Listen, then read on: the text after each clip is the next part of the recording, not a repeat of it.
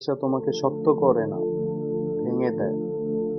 একটা সময় ছিল তুমি স্বপ্ন দেখতে, তোমার বাপ মায়ের পাশে থাকতে। কিন্তু আজ একটু নেশার জন্য তুমি নিজের কাছে অপরিচিত। নেশা সাময়িক শান্তি দেয়, চিরস্থায়ী ধ্বংস আনে।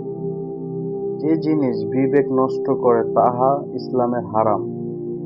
কারণ নেশা শুধু শরীরের নয়, ঈমান, সম্পর্ক, সম্মান সবকিছু কেড়ে নেয়।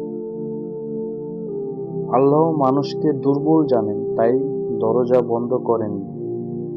কুরআনে আল্লাহ বলেন, হে আমার বান্দা, তোমরা যারা নিজেদের উপর জুলুম করেছ, আল্লাহর রহমত থেকে নিরাশ হইও না। তুমি নেশা করেছ, হ্যাঁ এটা গুনাহ, কিন্তু গুনাহ করলেই কি আল্লাহ তোমাকে ছেড়ে দেন না?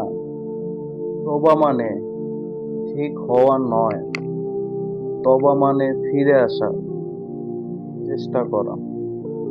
নেশা ছাড়তে পারছো না বলে নিজেকে খারাপ ভেবো না।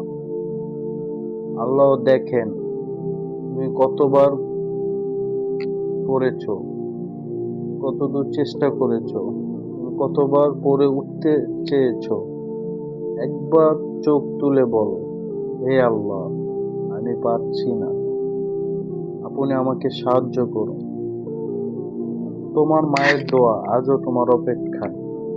মা এখনো রাত জাগে, দোয়া করে, আল্লাহ আমার ছেলেটাকে ফিরিয়ে দাও। তোমার জন্য জান্নাতের দরজা এখনো বন্ধ হয়নি।